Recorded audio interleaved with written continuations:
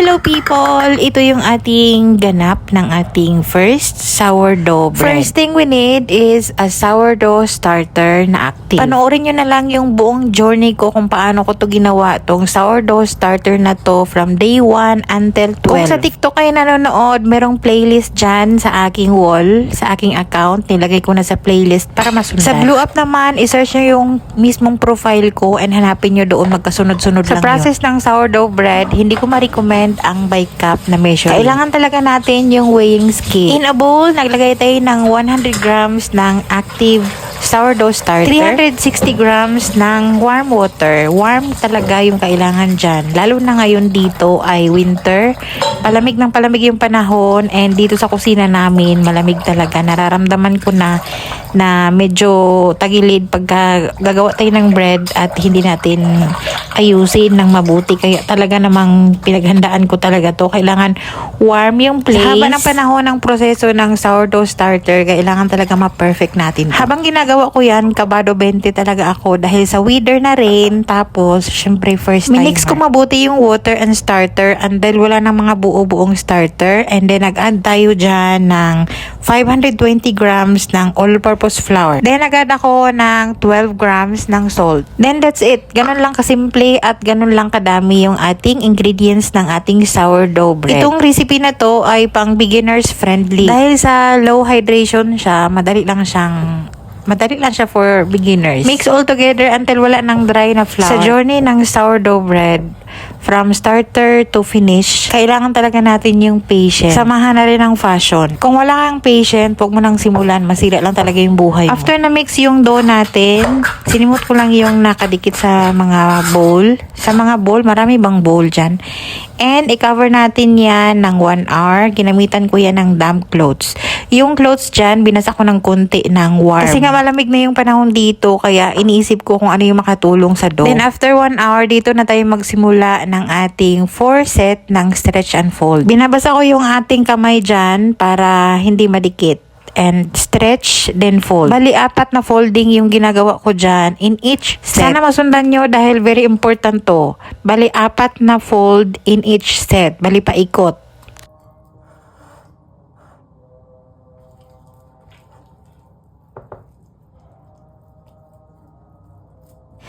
Then cover and wait for 30 minutes. After 30 minutes, i-stretch and fold ulit natin. Again, kailangan natin ng 1,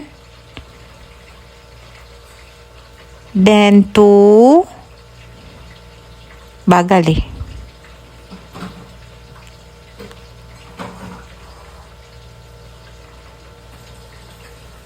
Then 3, and then 4. O, yun yung ibig kong sabihin. 4 na stretch and fold in each set. And we have 4 sets. And 30 minutes interval in each set. Pag may mga nakadikit sa bowl, i-scrape nyo na lang yan sa dough scraper. Cover uli ng 30 minutes. And after 30 minutes, ganon uli yung gagawin natin, stretch and fold, stretch and fold. Pero pwede nyo gawin yung coil folding. Panoorin nyo lang sa ibang tutorial, maraming gumagawa niyan. Coil folding, iba naman yun sa stretch and fold. Pero pareho lang naman yung outcome. Depende sa inyo kung alin doon yung prefer nyo.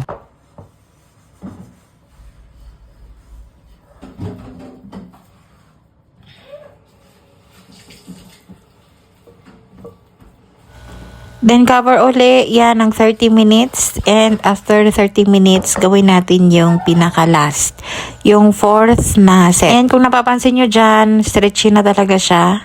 Mataas mo na talaga yung dough, and alam ko na sa mga oras na yan, nagkakaroon na siya ng strength yung ating dough. After this, nilib ko yan ng 4 hours covered. For bulk fermentation, magsisimula yan ng minix natin yung ating dough until matapos yung 4 hours na resting. So overall, nang ganap ko dyan ay 7 hours lahat yung bulk fermentation ko. Pero after 4 hours, kung wala pa kayong nakitang mga bubbly na konti sa dough ibabaw, or hindi pa siya jiggly, pwede kayong mag-add. At dahil sa malamig nga yung kitchen dito, ang ginawa ko, nagpakulo ako ng tubig, nilagay ko sa kasirola or sa pan, tinakpan, and then kasama ko siya nilagay dyan sa oven with yung ating dough para mag-ferment siya ng 4 hours. And then, ito na yung ganap natin after 4 hours. Chinek ko yung ating dough and na-surprise talaga ako. Ito na yung time na talagang nag-succeed tayo sa ating ginawang starter dahil talagang umalsa siya. Kung napapansin nyo, inalog-alog ko konti para maramdaman ko na jiggly na yung ating dough and may nakita na tayong mga bubbles. So this time, kailangan natin yan siyang i-shape. Clear na yung bowl natin dyan, baka nagtaka kayo. Pinalitan ko yan para makita natin ito yung ating kailangan makita na kailangan bababa lang yung dough alone. Nag-dash tayo ng flour sa surface and sa ibabaw ng dough. And dahan-dahan natin siyang i-flatten. Dahan-dahan lang para hindi mawala yung mga air dahil kailangan natin yan. Medyo kabado ako dyan sa aking ginagawa. Pero tingnan nyo na lang kung paano ko siya finold. Finold ko siya ng ganyan. Kailangan talaga siya para mag-tight yung ating dough sa loob and magkaroon siya ng strength. Natuwa ako sa dough dahil dyan pa lang alam ko talaga na may potential talaga siyang mag-succeed.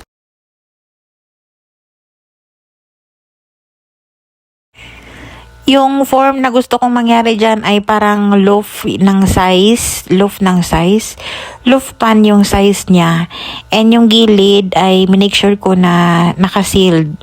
And para magkaroon siya ng strength sa loob or mabuo yung ating dough, ganyan, push and then pull. Parang ganun yung ginawa ko. Wala tayong mga fancy na mga tools like baniton, yung ginagawa ko. Nakita nyo dyan, yung ginamit ko ay yung baking loaf pan na ginagawa ko or ginagamit ko sa pancake.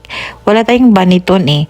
Pero iniisip ko yung katabi niyan, yung brown na basket. Parang kamukha talaga siya ng baniton. Sa mga oras na yan, yung ating dough, jiggly na and hindi na siya madikit. Pinag-isipan ko kung saan ko siya ilagay for our cold fermentation dito sa ating baking loaf pan or dito sa basket na to, nakamukha ng baniton. Pero kung doon sa basket medyo malapad kasi, baka natakot ako baka medyo malapad pa yung ating or lalapad pa yung ating dough. So, ito na lang sa ating loaf pan.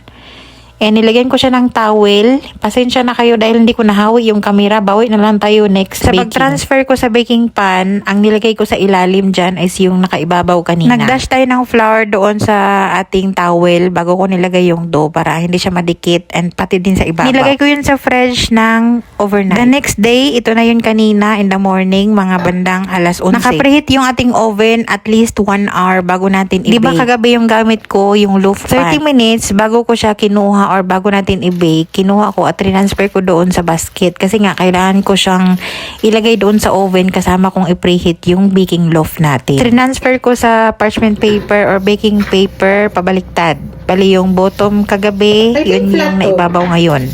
And dinash ko siya ng all-purpose flour. Kung meron kayong rice flour, mas maganda daw yun. Cheese. Try ko daw to. Pwede naman pala.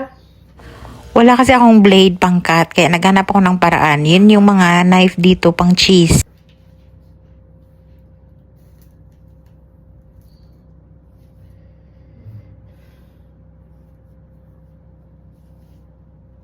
Here. Uy. Kailangan natin hiwaan yan, yung pinakamahabang hiwa kanina, yung unang hiwa.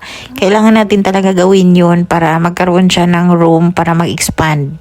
Nang hindi basta-basta siya kung saan lang siya bubuka, ganun. The rest naman, itong ginagawa ko for ano lang siya, para maganda siya tingnan. And ang goal natin dyan, magkaroon siya ng bitak mamaya na para siyang tayo. Yung ating oven kasama yung ating loaf pan ay naka-preheat ng 475 Fahrenheit. At least 1 hour bago natin ilagay yung ating dough or bago natin i-bake. Ay, okay siya. Tapos, spray natin ng wala na naman tayong pang spray. This one for lemon. Okay lang yan.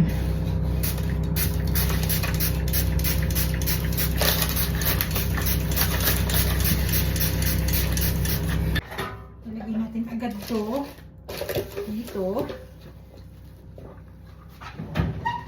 And ibibake. With cover, the same pan yung ginamit ko para pareho ng size. Binake ko yan ng 45 minutes. After 45 minutes, sinanggal ko yung cover and binake ko uli yan ng 15 minutes.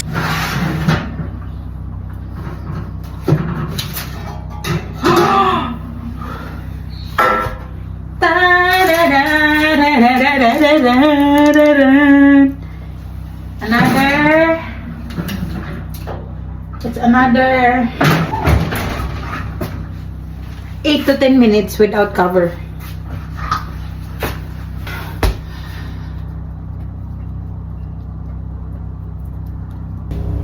Time is up.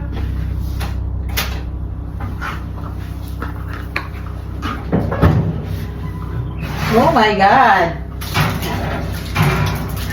Mamma mia. Mamma mia. Ta-da-dan, ta-da-dan, ta-da-dan. The crust. My gosh. Look at this.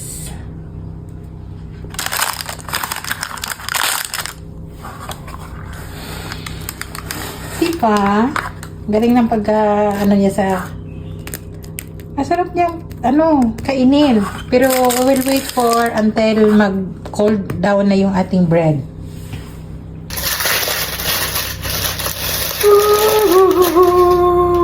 Look at this, look at this, and look at this.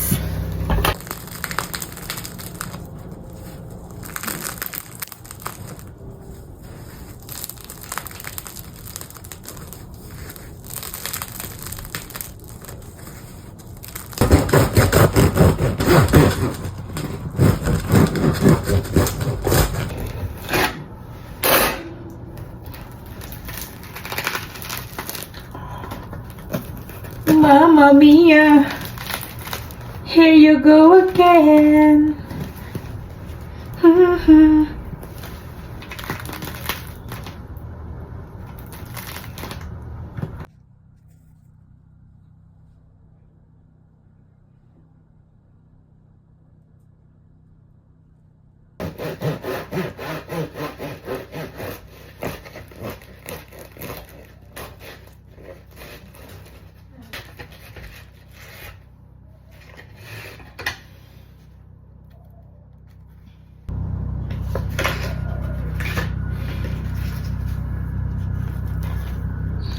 Water, salt,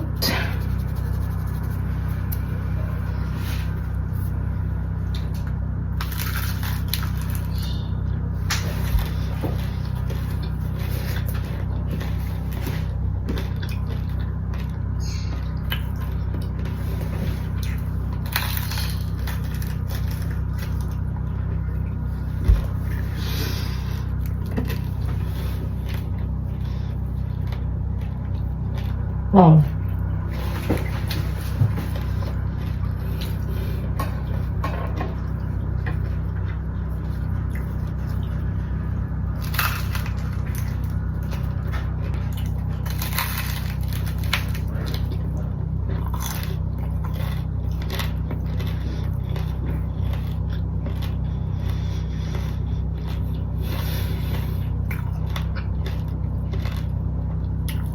Fresh.